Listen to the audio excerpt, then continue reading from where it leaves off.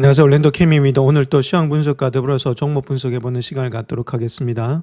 자, 오늘 시장 한번 보겠습니다. 다우가 0.11% 상승했고 나스닥이 0.71% 하락, S&P 500이 0.16% 하락, 러셀이 0.96% 하락이 되고 있다 이렇게 보시면 되는데, 러셀이 많이 하락했던 이유는 아무래도 인플레이션에 대한 부담감이 있죠. 그래서 인플레이션이 올라가고 있으니까 금리를 갖다 인하할 수 없다.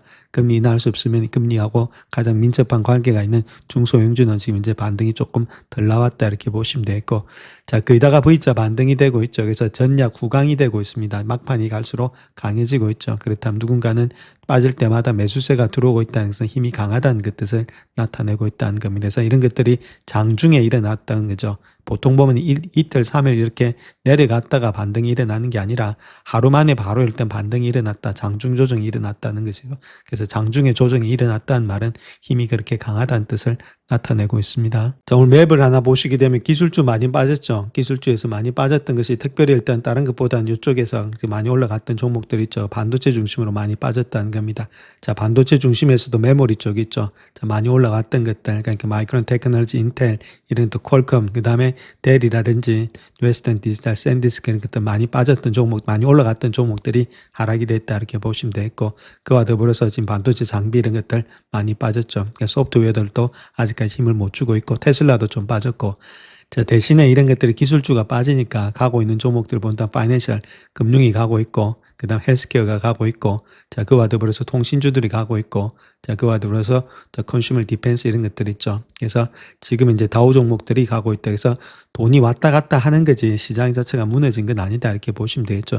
시장이 무너지려면 이게 또 빨간색 나오고 이게 또 다 빨간색이 나와야 됩니다. 그러니까 에너지 이런 것들도 뭐 작년에 이건 올라가니까, 자, 그런 식으로 있기 때문에 다우가 가고 있고 지금 이제 나스닥이 좀 빠졌던 그런 하루였다. 그래서 순환매가 계속해서 돌고 있다. 저렇게 말씀을 드립니다. 자, 다음 러셀을 한번 보겠습니다. 러셀은 뭐 크리도라든지 세마이컨덕터 있죠. 그러니까 반도체라든지 전력 이쪽이 좀 많이 빠졌다 이렇게 보시면 되는데, 자, 그랬던 이유는 지금 다른 것보다는 인플레이션이 올라가고 있으니까 금리에 대한 부담이 있는 저 중소형주종으로는 좀 많이 빠졌던 모양이 되고 있다 이렇게 보시면 되겠죠.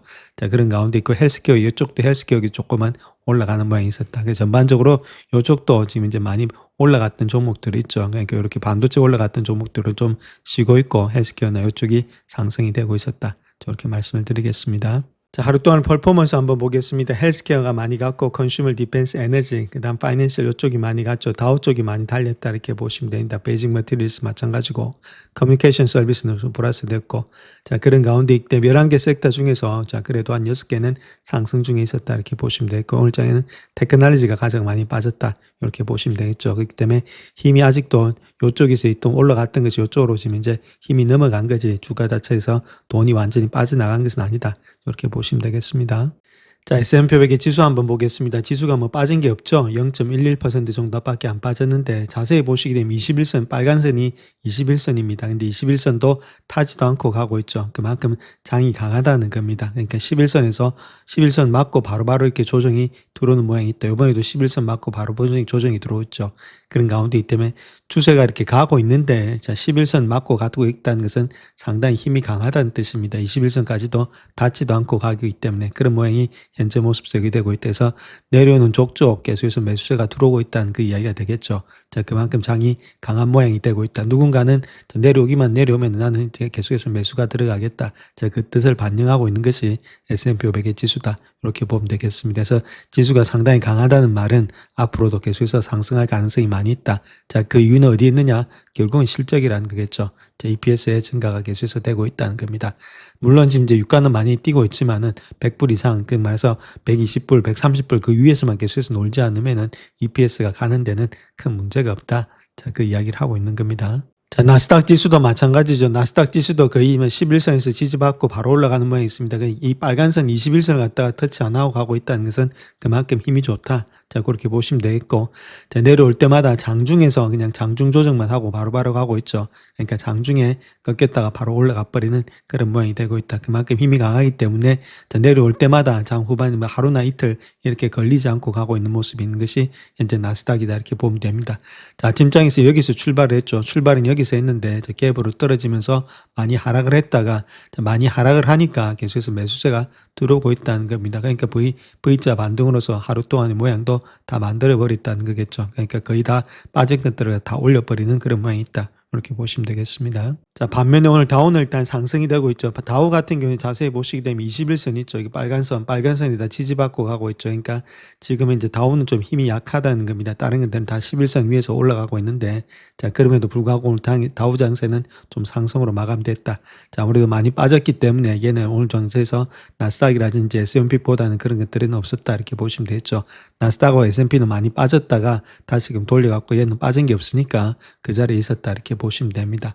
자, 러셀 같은 경우는 좀 많이 빠졌는데 여기도 마찬가지로 힘이 약하다는 뜻입니다. 이게 러셀도 21선 이렇게 맞고 가고 있다는 것은 힘이 약하다는 뜻이 되겠죠. 자, 그런 모양이 있고, 그럼에도 불구하고 주가 자체는 다시금 반등되고 있었다. 자, 러셀이 가장 많이 하락했던 0.97% 하락을 했죠. 그 이유는 브렌트유가 지금 이제 3.11%로서 그 107불대 기록하고 있고, 지금 이제 US 오일도 마찬가지로 지금 102불대 기록하고 있죠. 100불대를 다 올라섰다는 겁니다. 즉 유가가 계속해서 뛰고 있으니까 이제 10년물 금리 있죠. 10년물 금리 자체가 오늘 장에서도 상당히 많이 올라갔다. 인플레이션도 많이 올라갔죠. 그래서 4.46까지 가고 있다. 이렇게 보시면 되겠고, 30년물 금리는 이제 5%를 올라가고 있다. 자, 장기물 같은 경우에 있어서는 인플레이션을 잘 반영하고 있죠. 그러니까 장기물이 안 떨어지고 있다는 말은 인플레이션 오늘 장에서 보셨듯이 상승이 되고 있다. 이런 것들 때문에 자, 아무래도 금리가 뛰게 되면은 러셀은 많이 안 뛰죠. 자, 그런 가운데 있었던 것이 러셀 지수다. 그래서 러셀 지수가 오늘 장에서 가장 많이 빠졌다. 그렇게 보시면 되겠습니다. 자, 마찬가지로 반도체 지수 한번 보겠습니다. 삭스 지수도 11선 맞고 올라가고 있죠. 그러니까 11선에 계속 파란선 맞고 이렇게 올라가고 있는 거지 21선을 맞고 올라가고 있는 게 아니죠.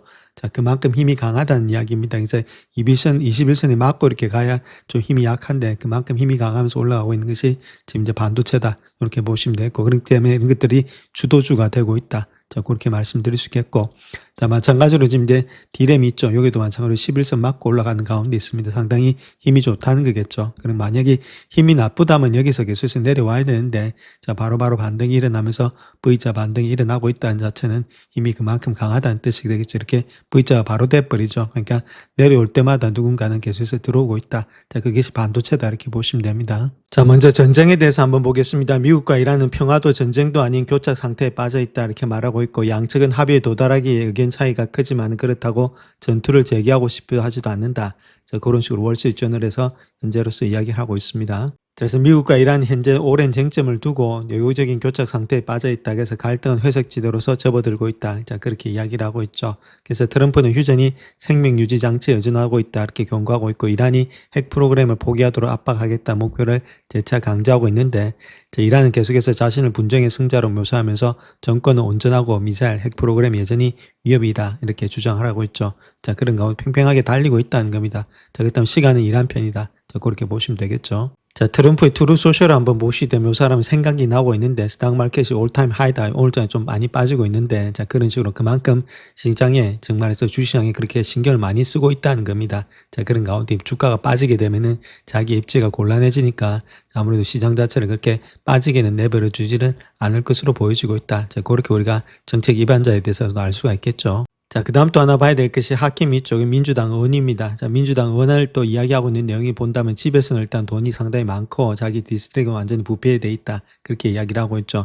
자, 그런 식으로 그러니까 정치하고 주식에 지금 이제 아무래도 많은 것들을 쏟아붓고 있는 것이 트럼프다. 이렇게 보시면 되겠습니다. 자, 다음 알비스 캐피탈에서는 모든 사람들이 수영장에 뛰어들었기 때문에 주가가 상승할 것으로 전망이 되고 있다. 그렇게 밝히고 있는데 그 내용에 대해서도 한번 살펴보겠습니다. 자, 그래서 RBC 캐피탈에서 이야기하고 있는 내용은 주식에 대해서 극도로 낙관적인 전망을 갖고 있는 것은 개인 투자가들만이 아니다. 그렇게 말하고 있습니다. 기관 투자가든 개인 투자가든 마찬가지다. 그 이야기를 하고 있죠. 그래서 인터뷰에서 모든 계층의 투자자들이 콜옵션을 갖다 대량 매수하고 있다. 자, 그렇게 지적하고 있죠. 그러니까 주가는 올라가는데 계속해서 투자하고 있는 것이 기관하고 개인 모두 다 그쪽으로 투자를 하고 있다. 그 이야기를 하고 있습니다. 자, 그래서 이 사람 자체가 역사적인 콜옵션 매수라고 말하는 것은 과장이 아니다. 그렇게 말하고 있고, 자, 은행의 파생상품 전략가가 그렇게 이야기를 하고 있죠. 특별히 엔비디아의 실적 발표가 아직까지 남아있기 때문에 이러한 추세는 조금 더 이어질 것으로 예상이 되고 있다. 그렇게 말하고 있고, 자, 다음 주에 실적 발표가 예정되어 있기 때문에 이번 보고서에서도 많은 것이 달려있다. 자, 그렇게 말하고 있죠. 아무래도 시총이 5조 3,300억 달러로서 지수에서 가장 가치 있는 기업이기 때문에 전체 지수의 8%를 차지하고 있죠. 이번에도 실적이 좋을 것으로 예상이 되고 있기 때문에 그로 인해서 아무래도 반도체가가 지금 뛰어가지 않겠나 그 이야기를 하고 있죠.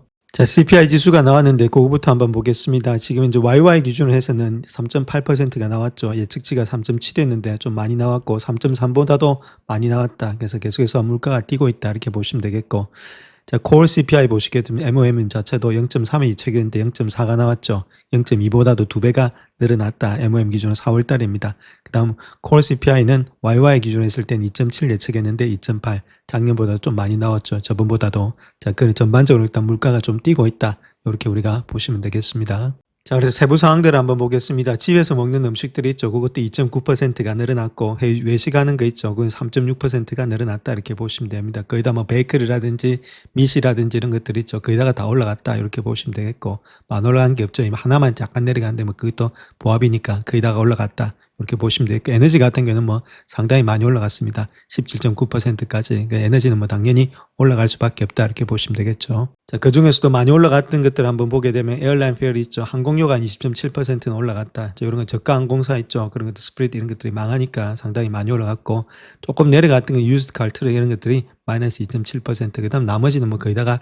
다 올라갔죠. 전반적으로 시장 자체에서 물가가 계속해서 뛰고 있다는 것을 보여주고 있습니다. 자, 그래서 이제 올 아이템이 있죠. 자, 그거 자체를 본다면 3.8% 정도 되고 있습니다. 그래서 올라가고 있다는 게 중요하겠죠. 이렇게 올라가고 있다는 것들. 그 다음에 이제 레스, 즉 말해서 푸드하고 에너지 제외한 것들. 그것도 2.8%에서 지금 올라가고 있다는 것이 좀 문제가 되고 있다. 이렇게 보시면 되겠죠. 그래서 뭐 2%까지는 지금 이제 거의 요연하다. 이렇게 보시면 되겠죠. 자, 그렇다면 금리를 인하기가 그렇게 쉽지가 않다. 이렇게 말씀드립니다. 자, 그래서 석유를 정제한 제품인 휘발유와 제트 연료 가격도 급격히 상승했다. 이렇게 말하고 있고, CPI 자료에 따르면은 전쟁이 시작된 2월 28일 이후에 가스 가격은 50% 급등했고 1년 동안에 28.4%가 상승했다. 이렇게 밝히고 있습니다.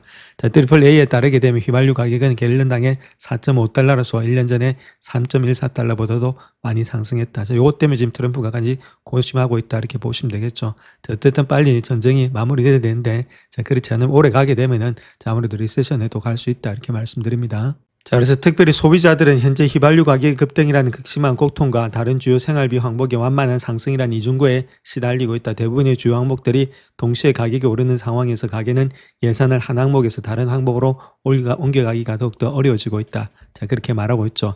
또 가장 중요한 것은 이러한 전쟁이 식량 가격에 미친 영향도 상당히 크다는 겁니다. 자, 식량 가격이 상당히 상승 압력이 강해지고 있는데, 자, 디젤 가격의 상승으로 인해서 식료품점으로 식품을 운송하는 트럭 운송 비용이 영향이 미친다. 자, 그렇게 이야기를 하고 있죠. 트럭 지금 이제 배업하는 사람들도 많이 있습니다. 워낙 가격이 디젤 가격이 올라가지고, 자, 그런 것들, 자, 그런 것들도 아무리 우리가 지금 식탁 가격에서도 볼 수 있다. 이렇게 보시면 되겠죠.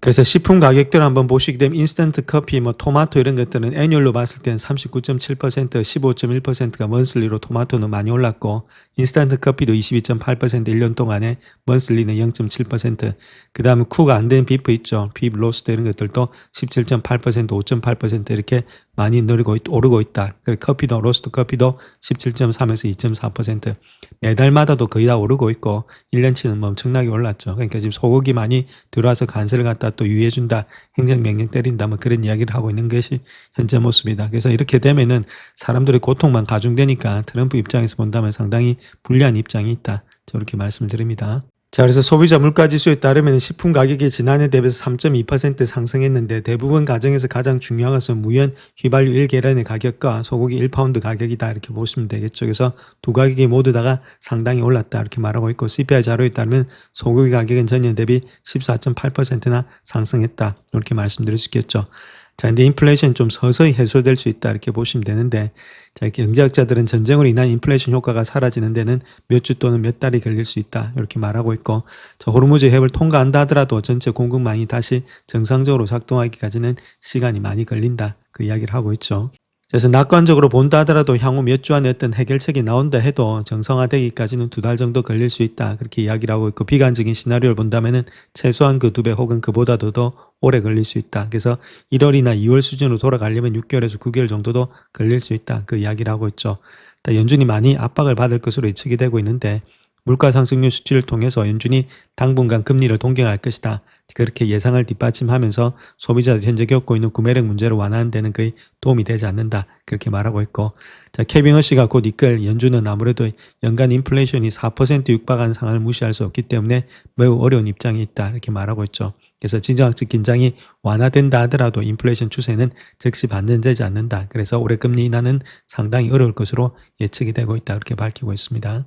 자, 다음 소액 투자자들이 기록적인 속도로서 ETF에 몰려들고 있는데, 자, 그렇다면 이러한 열풍의 진짜 이유가 어떤 것인지 한번 살펴보겠습니다. 자, 그 중에서도 메모리칩 ETF인 D램 자체가 개인 투자가들 사이에서 반도체 죽신품을 이끄는 대표적인 사례가 되고 있다. 이렇게 말하고 있고, D램 구매량이 4주도 안 돼서 2억 달러를 돌파했다. 이렇게 말하고 있죠. 그래서 지금 테슬라 관련된 TSLL보다도 훨씬 더 많은 거래량으로 증가 속도를 앞지르고 있다. 이렇게 말하고 있는데, 자금 유입 규모라든지 속도를 보게 되면 개인 투자가들이 메모리라든지 더 넓은 범위의 AI 인프라 투자에 낙관적인 전망을 표명하는 수단으로서 ETF를 점점 더 많이 활용하고 있다. 이렇게 말하고 있죠. 그래서 이러한 매수 열풍이 둔화될 조짐은 보이지 않고 있다는 겁니다.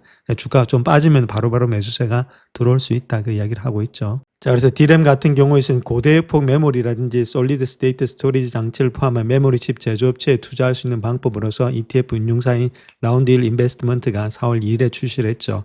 그래서 현재 인공지능 구축이 본격화됨에 따라서 메모리는 공급망의 핵심적인 압력 요인으로서 떠오르고 있다. 그래서 하이퍼스케일러 기업들은 수요가 급증하는 AI 워크로드에 맞춰서 용량을 늘리기 위해서 경쟁하면서 메모리 부족과 원자재 가격 급등을 우려하고 있다는 겁니다. 급증하는 수요로 인해서 메모리 제조업체의 가격 결정력이 강화되었고 이윤폭도 증가되고 있다. 그래서 여러 공급업체들은 2010년도까지 70% 이상의 이윤폭을 예상하고 있는데 AI 처리에서 가장 필요한 메모리 유형에는 D램과 이보다 약간 느린 낸드 플래시 메모리가 포함되고 있다. 이렇게 말하고 있죠. 그래서 이렇기 때문에 결론 이익이 증가되기 때문에 계속해서 주가 상승의 원동력이 될 수 있다. 자, 그렇게 사람들이 생각하고 있다는 겁니다. 자, 그래서 60억 달러 규모의 D램 ETF에서 가장 큰 비중을 차지하는 데는 3대 기업이 있다 이렇게 말씀드렸고, 삼성전자, SK하이닉스, 그 다음 마이크론이 한 75%를 차지하고 있는데, 자, 이 세 업체는 전체 D램 매출의 95%, 전체 낸드 매출의 67%를 차지하고 있다는 겁니다. 자, 그러니까 이 3대 업체들이면 다 하고 있다 이렇게 보시면 되겠고, 자, 다른 반도체 제조업체로는 키옥시아 홀딩스, 샌디스크, 웨스턴 디지털, 시게이트가 있다. 이렇게 한 5%씩 차지하고 있죠. 자, 이러한 프로세스 내에서 자체적으로 최적화 결정을 내리고 워크플로우를 조정할 수 있는 소프트웨어인 에이전트 AI의 상업적 도입이 증가됨에 따라서 데이터 처리에 많은 D램과 낸드를 사용하는 CPU에 대한 수요가 지금 급증하고 있다. 근데 CPU 때문에 또 많이 주가들이 AMD라든지 ARM 이런 것들이 올라가고 있다 이렇게 보시면 되겠죠. 자, 또한 CPU가 GPU보다 낫다 이렇게 되고 있고, CPU 같은 경우는 지금 AMD가 주가가 많이 올라갔죠. 그래서 리사스도 이 정도의 매출이 일어날 줄 몰랐다는 겁니다. 알 수가 없다는 거겠죠. 자, 그럼에도 불구하고 시대가 어떻게 되고 있는지 우리가 체킹은 계속해서 하셔야 된다 이렇게 말씀드릴 수 있겠고, 그래서 지금은 CPU가 GPU보다도 선호되는 현상은 새로운 유형의 인공지능에 유리한 시스템의 아키텍처 변화 때문이다. 자, 그렇게 이야기를 하고 있죠. 특별히 에이전트 AI 기반의 워크로드 자체가 GPU 중심에서 이런 추론에서 CPU의 집약적인 오케스트레이션이라든지 워크플로우 관리로서 병목 현상을 옮겨가고 있다 이렇게 말하고 있습니다. 자, 그래서 새로운 에이전트 기반의 AI 시스템은 추론을 분산된 그런 다단계의 프로세스로 변환이 되고 있다. 그래서 이런 아키텍처 변화에서는 상당한 CPU 수요가 발생이 된다. 자, 그렇게 이야기를 하고 있죠. 자, 그런 가운데 있기 때문에 2030년도까지 모건 스탠리는 CPU의 총 시장 규모가 토탈 지금 TAM 시장이 템 시장이 25% 상향 조정한다. 저 그렇게 밝히고 있습니다. 자, 그래서 미래의 AI 시스템은 고밀도 모델 연산을 위한 GPU래, 그다음 빠른 네트워킹, 그리고 모든 것을 관찰 가능하고 안전하면서 효율적으로 유지할 수 있는 소프트웨어 스택으로 구성된 분산 시스템과 오케스트레이션, 데이터 처리라든지 도구 실행을 위한 에이전트 기반의 CPU 렉으로 구성된다. 자, 그렇게 이야기를 하고 있습니다. 자, 한국 증시가 2028년도 이후에 최고의 한 주를 보냈는데 차트가 보여주는 향후 추세는 어떻게 될지, 자, 거기에 대해서 한번 알아보겠습니다. 자, 그래서 인공지능의 투자의 중심지가 실리콘밸리에서 서울의 아이콘밸리로 옮겨야 될지도 모르겠다 그 이야기를 하고 있고, 차트를 심층적으로 분석하면서 신흥시장, 특히 한국으로 유입되는 새로운 자본의 흐름을 파악을 하고 있는데, 자, 아무래도 세 가지적인 측면을 일단 소개할 수 있는데, 사상 최고치를 코스피가 경신했고, 지난주에는 2008년 이후에 가장 큰 주간 상승폭을 기록했는데, 이는 신흥시장이 미증시를 앞섰던 마지막 시기이기도 하다 그 이야기를 하고 있죠. 특별히 한국의 반도체 출하량이 5월에 첫 10일 동안의 전년 동기 대비해서 150%가 급증하면서 사상 최고치를 경신하고 있는데, 그 이유는 AI 서버의 수요 증가에 힘입은 결과다. 그렇게 말하고 있죠. 그래서 삼성전자가 사상 처음으로 시총 1조 달러를 돌파했다. 그렇게 이야기를 하고 있습니다. 자, 그래서 이 차트 하나 보시면 S&P 500 지수와 더불어서 Emerging Market Monthly Ratio 차트이죠. EMM 차트라고 부르고 있는데, 자, 요거 자체는 추세 있죠. 추세가 계속해서 이렇게 올라가고 있다는 겁니다. 즉, S&P 500 지수가 이렇게 계속 상승되면서 올라갔던 것이 2010년부터 시작해서 2025년도까지 이렇게 되고 있었는데, 자, 이제부터는 지금 이제 200일선, 50일선 이런 것들 무빙 에버리지를 깨면서 주가 자체가 내려간다. 즉 말해서 S&P 500보다는 이머징 마켓, 즉 한국 시장이 좀 더 많이 가지 않겠는가. 자, 그런 것들이 전 차트에서 나타내고 있다. 그렇게 밝히고 있죠. 자, 그래서 ETF의 국가별의 구성을 살펴보게 되면 대만이 25.20%, 중국이 22.2%, 한국이 20.5%로서 ETF의 68%를 차지하고 있다. 이렇게 말하고 있고, 아시아 국가들에게 편중된 구성인데 인도의 11.44% 비중은 포함되지 않은 수치다. 이렇게 말하고 있죠. 그래서 섹터별 비중을 봤을 때는 기술주가 40% 정도를 차지하고 있다. 이렇게 말하고 있고, 자, EM ETF 자체는 견실한 투자 상품이다. 자, 그렇게 이야기를 하고 있습니다. 특별히 대만 반도체가 EM에서 13%를 차지하고 있고, 그 다음으로 삼성 등 4개 기업이 포함되어 있다. 텐센트라든지 SK 하이닉스, 알리바마 이런 것들이 포함되면서 사실상 아시아의 AI 하드웨어 공급망을 구성하는 기업들이 EM 지금 이제 이런 ETF다 이렇게 보시면 되겠죠. 자, 반면에 요 차트를 보시면 요거는 일단 이머징 마켓하고 라틴 아메리카를 일단 비교한 건데, 자, 아무래도 일단 이머징 마켓 자체가 상당히 힘이 강하다는 거죠. 자, 이때 이렇게 된 숄더를 나타내면서 고점을 돌파하면서 올라간다. 그래서 이머징 마켓 쪽이 훨씬 더 라틴 아메리카보다는 강한 모양을 보이고 있다. 자, 그렇게 이야기를 하고 있습니다. 자, 그 중에서도 특히 신흥기술주 시장 내에서 한국의 코스피 지수에서 주목하고 있는데, 그 이유는 한국은 글로벌의 HBM, 고도역폭 메모리라든지 D램, 동적 램드 액세스 메모리 이런 공급망의 중심에 위치해 있을 뿐만 아니라 약세 달러, 한국은행의 완화적인 통화정책, 사상 최대의 경상수지 흑자 이런 거시경제 호재까지도 맞물려 있다 이렇게 말하고 있죠. 나중에 일단 차트에서 한번 볼 건데, 코스피하고 S&P 500 비율 자체가 로널드 레이건 대통령 재임 시절인 1980년대 후반부터 이어진 하락 추세를 시험하고 있다. 그래서 만약에 종가 기준으로서 해당 비율이 1.1을 돌파한다면은 서울의 아이콘밸리는 본격적인 경쟁이 시작되는 것이다. 자, 그렇게 이야기를 하고 있습니다. 그래서 다음 요 차트 하나 보시게 되면 사우스코리아의 코스피하고 S&P 500의 위클리 차트 레이션다 이렇게 보시면 되는데, 자, 이러한 하락 추세 있죠. 이런 하락 추세를 갖다 이제 뚫을 때가 됐다는 겁니다. 브레이크아웃 하면서 37년 된 것을 뚫게 되면은, 자, 그때부터는 한국 지수가 아무래도 상당히 S&P 500보다도 더 많이 갈 수 있다. 자, 그렇게 이야기를 하고 있죠. 자, 그래서 현재 AI 인프라가 AI 혁명을 현실로 받아들이고 있고 아직 초기 단계일 가능성을 염두에 두고 가격이 책정되고 있다는 점에 대한 분석이다. 이렇게 말하고 있죠. 이 맞는 말이고, 그래서 성자 독식형의 시나리오가 아니라는 겁니다. 그래서 컴퓨팅, 메모리, 네트워킹, 전력 요 5가지다. 이렇게 보시면 되는데, 자, 그 중에서 이 모든 것을 연결하는 것이 전력망이겠죠. 이 5가지의 구성 요소로서 혁명을 보고 있다. 이것도 맞는 말이고, 그래서 2024년도 첫 번째 요소인 컴퓨터, GPU에서 집중을 했고, 2016년대는 자본이 나머지 4가지 요소로서 이동이 되면서 국제적인 경계를 넘어들고 있다. 이렇게 말하고 있습니다. 그래서 5가지 요소 중에서 공급이 가장 제한적인 메모리에 주목하고 있다. 그것이 한국의 이 분야에서 강력한 입지를 구축하고 있다는 거겠죠. 결론은 일단 지금 이제 수요는 많은데 공급이 안 따라주고 있으니까 아무래도 한국이 앞서가고 있다. 그 이야기를 하고 있는 겁니다. 자, 그래서 결론적으로 어떤 상품에 투자하고 있느냐 했을 때는 D램에 투자하는 것이다 이렇게 말하고 있죠. 아까도 말씀드렸지만 40일 전에 출시돼서 100%의 수익률을 기록하고 있는데 5주 만에 50억에서 60억 달러의 운용자산을 갖다가 유치했다. AUM 자체가. 자, 그래서 ETF는 한국 기업의 한 50% 정도가 투자되고 있다. 삼성과 SK 하이닉스다. 이렇게 말씀드릴 수 있겠고, 그래서 차트상에서 본다면 47불에서 45달러까지 하락할 경우에는 진입하기 좋은 시점이다. 그렇게 말을 하고 있죠. 자, 그런 가운데 있기 때문에 이렇게 했을 때는 아무래도 좀 들고 간다면 주가의 상승 여력이 많이 나타난다. 그 이야기를 하고 있습니다. 자, 그래서 D램 ETF의 국가별 난이도를 보게 되면 사우스코리아 한국이 한 50% 정도 가지고 있죠. 아무래도 삼성하고 하이닉스가 있으니까. 그 다음에 미국이 37.65%, 그 다음 타이완이 6.31, 그 다음 재팬이 4.8 정도 되고 있다. 그래서 전반적으로 봤을 때 한 60%가 아시아에 있는 것이 요 ETF다 이렇게 보시면 되겠고, 오늘 종가가 한 48불 정도 되고 있죠. 48불이 한 저가가 되고 있는데, 자, 그 정도까지 닿을 때는 추세 라인 때 바닥권에 와 있기 때문에 매수 관점이다. 자, 그 이야기를 하고 있는 겁니다. 자, 오늘 반도체 주식들이 많이 하락을 했는데 그 이유들에 대해서 한번 보겠습니다. 인텔 주가가 하락하고 반도체 업계가 연중 최악의 하루를 향해서 가고 있는 이유가 어떤 것인지, 그래서 구매자 피로감과 더불어서 최근에 인플레이션 데이터가 향후 데이터 센터 투자에 미칠 영향이 돼서 시장이 우려를 지적하고 있는데, 자, 그 내용에 대해서 한번 살펴보겠습니다. 자, 그래서 인텔, 마이크론, 샌디스크를 포함해서 반도체 관련 주식들이 화요일에 크게 하락을 했는데 인텔은 9%, 삭스는 5.8%가 하락을 했다. 반도체 지수가 많이 하락을 했죠.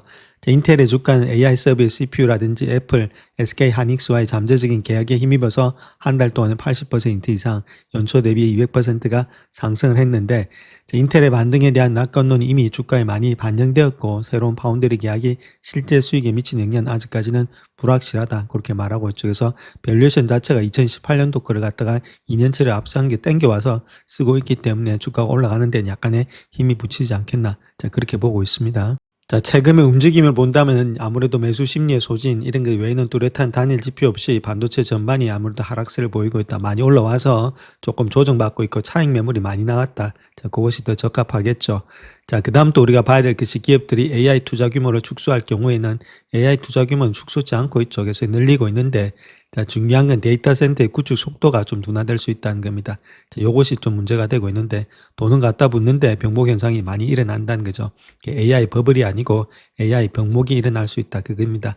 자, 그렇게 될 때는 아무래도 반도체 수요가 좀 감소되지 않겠는가. 자, 그렇게 볼 수 있는데 뭐 이런 것들은 하나의 지금 이제 우려에 불과하다. 지금은 계속해서 달러 표시라든지 스위스 프랑이라든지 그런 걸 통해서 자금을 계속해서 땡겨오고 있죠. 자, 그런 가운데 있기 때문에 이런 것들은 좀 될 가능성은 별로 없다. 그렇게 보시면 되겠습니다. 자, 특별히 인텔의 파운드리 사업 자체는 칩 제조를 위해서 외부 고객을 유치하는 것을 목표로 하고 있고 투자자들에게 긍정적인 소식으로 여겨지고 있다. 이렇게 말하고 있죠. 그래서 월스트리트저널에서 이야기하는 내용도 반도체 제조업체가 애플의 반도체를 공급하기 위해서 예비 계약을 체결했다. 자, 그렇게 이야기를 하고 있죠. 또 월요일에는 JD 네트워크 코리아에서 메모리 칩 제조업체인 SK 하이닉스가 인텔의 EMIB 있죠. 요거의 첨단 칩의 패키징 기술을 도입을 한다. 그런 보도가 나오면서 또 주가가 많이 올랐다. 이렇게 보시면 되겠고.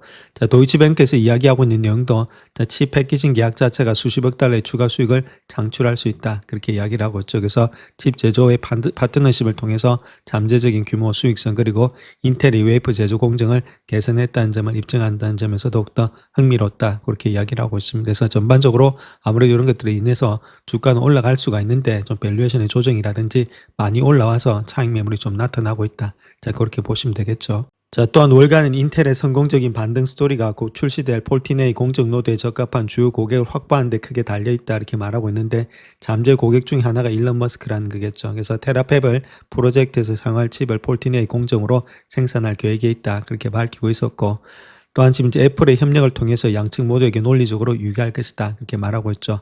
자, 애플은 트럼프 행정부를 만족시키기 위해서 국내 생산의 시설을 확보할 수 있고 인텔은 파운드리 사업에서 성공을 거두고 칩 제조 기술에 대한 검증을 받을 수 있기 때문이다. 이렇게 말하고 있는데 이런 것들이 이미 주가에 다 알고 있다는 겁니다. 상당 부분 반영돼 있다 이렇게 말하고 있죠. 그래서 애플과 인텔의 협력 가능성에 대해서도 실질적인 수익 증가 이런 것들은 아직까지는 나타나지 않고 있는 불확실하다. 자, 그렇게 됐기 때문에 인텔은 파운드리 사업을 확장하고 있는 중이기 때문에 가격과 칩 수율에 영향을 미칠 수 있다. 자, 그렇게 이야기를 하고 있죠. 그래서 아무래도 기대감에 따라서 주가는 많이 올라왔기 때문에 또 차익 매물이 많이 나오고 있다. 자, 그렇게 보시면 되겠죠. 자, 이러한 전장에도 불구하고 유가가 급등하지 않는 5가지 이유가 있는데 자, 거기에 대해서 한번 살펴보겠습니다. 자, 이란의 전쟁으로 인해서 역사상 최대 규모의 석유 공급 차질이 발생을 했지만 선물 가격은 그다지 높지 않아서 일부 투자자들은 그 이유에 대해서 의문을 제기하고 있다는 거겠죠.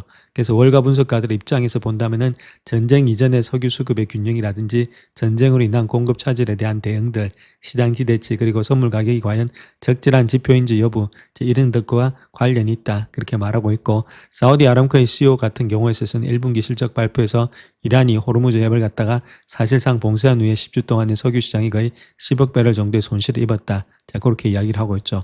모건 스탠리는 유전의 재가동, 정유시설의 복구, 유조선단의 재배치 이런 것들이 필요한 시간으로 인해서 2020년도 한 해 동안의 원유 공급량이 한 10억 배럴은 더 감소할 것으로 전망이 되고 있다. 자, 그렇게 이야기를 하고 있습니다. 여러 가지 복합적인 원인으로 해서 아무래도 석유 값이 그렇게 안 올라갔다 그 이야기를 하고 있죠. 자, 그래서 모건 스탠리 상품 전략가가 이야기하고 있기를 이번 사태 석유 시장의 역사상 최대 규모의 석유 공급 차질이라는 것은 과장도 아니고 논란의 여지도 없다. 자, 그렇게 이야기를 하고 있죠. 자, 그 첫 번째 이유는 중국은 수입량을 대폭 줄였 줄였다는 겁니다. 현재 유가가 오르지 않는 가장 큰 이유는 회상 원유의 수입량이 4월 8일부터 5월 8일까지 약 1,090만 배럴이나 급감을 했기 때문이다. 자, 이렇게 했던 이유는 단연히 중국이다. 그 이야기를 하고 있죠. 그래서 중국의 원유 수입량은 1년 전에 1,400만 배럴 1일에 그렇다는 겁니다. 현재는 850만 배럴, 그 다음 또 550만 배럴로 감소되고 있다. 이렇게 말하고 있죠. 그래서 수입 급감폭이 수출의 순감소폭인 680만 배럴보다 크다. 이렇게 말하고 있고, 그래서 4월 8일부터 5월 8일까지 페르시만 지역의 수출이 하루 1230만 배럴이 감소했다. 그 이야기를 하고 있죠.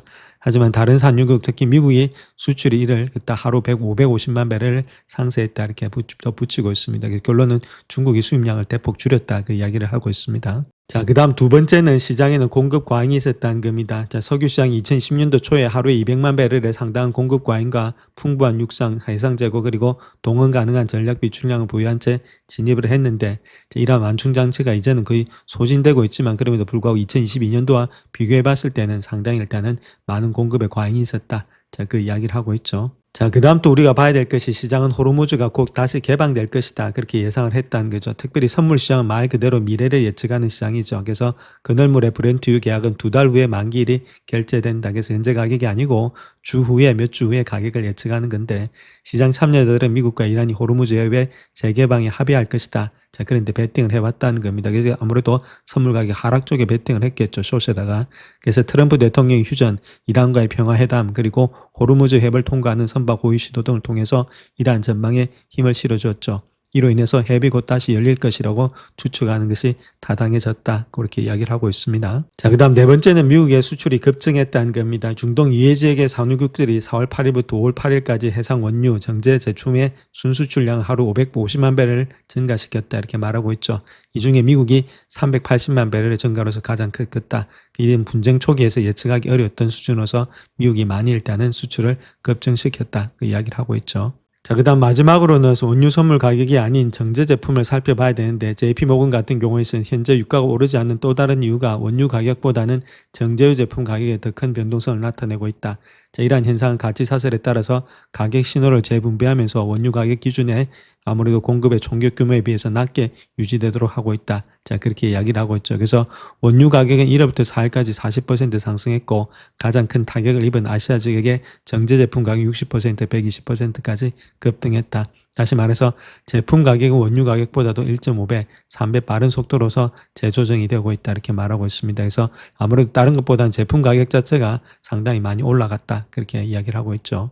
자, 그래서 결론적으로 봐서 지금 브렌트유 가격이 올해 남은 기간 동안 배럴당 100달러 선에서 대체로 안정세를 유지할 것으로 보여지고 있다. 이렇게 말하고 있고, 또 다른 큰 폭의 하락보다는 원유 수요 감소를 통해서 균형을 되찾을 수 있다. 그러니까 이 가격 이상으로 올라가서 뭐 120불, 130불 그 위에서 계속해서 논다면은 리세션, 경기 침체가 찾아오겠지만, 이 정도 선에서는 지금 이제 아무래도 우리가 보는 EPS의 증가가 있다면은 주가 자체가 올라가는 데는 큰 무리가 없다. 자, 그렇게 보시면 되겠죠. 자, 다음 서클에 대해서 한번 알아볼 건데, 서클의 ARC 토큰의 공개 이후에 순중간 무수가들조차 스테이블 코인의 주식의 목표 주가를 상향 조정하고 있다. 이렇게 말하고 있는데, 자, 거기에 대해서 한번 살펴보겠습니다. 자, 이번에 서클은 실적 발표 후에 주가 16% 급등했는데, 자, 그 궁극적인 원동력이 ARC에 있다는 거겠죠. ARC는 서클이 자체 개발한 아크 블록체인의 네이티브 토큰이다. 그렇게 말하고 있고, 자, 서클은 이를 갖다가 AI 기반의 금융 활동을 위한 퍼블릭 네트워크이자 경제의 운영 체제다. 그렇게 부르고 있죠. 그래서 이런 것들은 개발자와 AI 에이전트가 서클의 대표 스테이블 코인인 USDC를 갖다 관리하고 거래할 수 있는 소프트웨어의 도구 출시를 긍정적으로 평가하고 있다. 자, 그렇게 밝히고 있습니다. 자, 특별히 서클 같은 경우는 이번에 분기 실적에 있어서 전년 동기 대비해서 20% 증가한 매출을 기록하면서 견조한 분기 실적을 발표했다. 이렇게 말하고 있고, 자, 가장 주목할 만한 것은 새로운 전략의 방향 발표였다. 그렇게 말하고 있죠. 그래서 지금 스테이블 코인의 발행사로서 서클의 장기적인 전망에 대해서 투자자들 우려를 완화하는 데 도움이 됐는데, 특별히 크레디트 법안 자체가 진전되고 관련 규제가 스테이블 코인 사업을 더욱더 합법화함에 따라서 주요 금융기관들이 자체 스테이블 코인을 출시해서 USDC의 필요성을 없애고 서클의 경쟁력을 약화시킬 수 있다는 우려를 줄이는 데 많이 기여를 했다. 그렇게 말하고 있죠. 그래서 시티즌스 같은 경우는 ARC는 서클의 암호화폐를 사용자를 위한 스테이블 코인의 발행사에서 상호 운용 가능한 금융 인프라 플랫폼으로 탈바꿈시켰다. 자, 그래서 시장 평균의 등급을 부여하고 있다. 자, 그런 식으로 이야기를 하고 있습니다. 자, 그래서 이번에 실적 발표 후에 주가가 16% 상승한 것은 실적 자체보다는 ARC의 토큰 발표 때문이었다 이렇게 말하고 있죠. ARC를 회사의 가장 중요한 장기 성장 전략 중에 하나다 그렇게 말하고 있고, 더 중요한 것은 서클이 USDC를 중심으로도 광범위한 금융 인프라를 구축하는 작업을 지속적으로 실행하고 있다는 것들. 자, 이번에 업데이트를 통해서 USDC는 결제 재무, 담보 정산, 토큰화된 자산이라든지 에이전트 기반의 금융 활동의 전반에 걸쳐서 사용이라든지 수익화될 수 있는 영역으로 확대가 되고 있다. 그래서 니뎀 같은 경우는 매수 등급을 유지하면서 목표 주가를 130에서 150달러로서 상향 조정한다. 저 그렇게 이야기를 하고 있습니다. 자, 또한 JP모건 역시도 112에서 155달러로 상향 조정한다 이렇게 말하고 있고, 서클의 매출이 시간이 지남에 따라서 진화해서 거래 기반의 매출이 더 많이 포함될 것으로 예상이 되고 있다 이렇게 말하고 있고, 시드은행도 서클의 실적 발표는 고부가 가치의 소프트웨어, 오케스트레이션이라든지 네트워크 인프라 개층에 대한 서클의 노력을 뒷받침하고 있다. 전반적으로 여전히 최고의 추천 종목이다. 자, 그렇게 말을 하고 있죠. 가장 중요했던 것은 목표 주가의 변동으로 본다면은 암호화폐 시장의 구조 법안인 크레디티 법안, 이것이 이번 주 상원의 은행위원회에서 첫 표결을 앞두고 있는 가운데 나오고 있다 이렇게 말하고 있죠. 그래서 앞서 스테이블 코인 자체가 회사나 암호화폐 플랫폼이 스테이블 코인의 보유 사용자에게 이자를 지급하는 방식에 대한 문제가 쟁점으로 떠올라서 법안 처리가 좀 지연되고 있는데, 이것도 통과된다면 아무래도 주가는 또 많이 올라가지 않겠는가 그렇게 보고 있죠. 그래서 JP모건 같은 경우는 크레디티 법안의 진전은 서클에 긍정적 영향을 미칠 것으로 예상이 되고 있는데, 새로운 규정들이 거래 기반의 사용 사례를 장려하고 있다. 그래서 이러한 사용 사회가 발전됨에 따라서 서클의 USDC의 시가총액과 준비금의 수입이 증가될 것으로 보여지고 있고, 또한 ARC 거래를 통한 미래 수익도 기대가 되고 있다. 자, 그렇게 이야기를 하고 있죠. 그래서 서클의 새로운 운영체제 비전은 초기 단계고, 가장 매력적인 플랫폼 기회는 단기적인 예상치가 아직까지는 나타나지 않고 있다. 그렇게 말하고 있고, 미주호 역시도 120달러에서 135달러에서 상향 조정했다. 그래서 과대 광고가 정당한지에 대해서는 좀 의문이 되고 있다. 그렇게 이야기를 하고 있습니다. 그래서 미주호 보고서에서는 이제 ARC는 서클이 이자율에 의존하는 데 대해서 내재된 문제를 해결하고 거래 수수료, 스테이킹 보상 등과 같은 새로운 수익원을 창출하고 있다. 자, 그럼에도 불구하고 ARC 출시가 성공을 보장하는 것은 아니다. 그렇게 말하고 있죠. 서클은 여전히 이자율에 크게 의존하고 있고 배분 비용을 지불해야 하기 때문에 관망하는 입장에 머물러 있다 이렇게 말하고 있고, 자, 울프 리서치 LC도 신중한 입장을 보이고 있는데, 자, ARC의 토큰 발행, 그 다음 30억 달러의 기업 가치 평가 이런 것들에 기관 투자자들 관심을 보여주는 것이지만은, 이번 실적 전망에는 사전 판매, 향후 인센티브의 프로그램이라든지 관련 수익원이 제외되어 있어서 다른 수익과 비용 이런 것들, 유통비용을 뺀 금액에서 변동성을 야기할 가능성이 좀 있다. 자, 그렇게 이야기를 하고 있습니다. 그래서 서클에 대해서는 시장 수익률 하회 등급을 부여하면서 목표 주가를 131달러로 제시하고 있다. 이렇게 말을 하고 있죠. 조금씩 다른 가운데 있는데 조금 아직까지는 서클은 좀 지켜봐야 되지 않겠나 그렇게 보여지고 있습니다. 영상을 끝까지 시청해 주셔서 감사합니다. 영상이 도움이 되셨다면 구독과 좋아요 부탁드립니다. 감사합니다.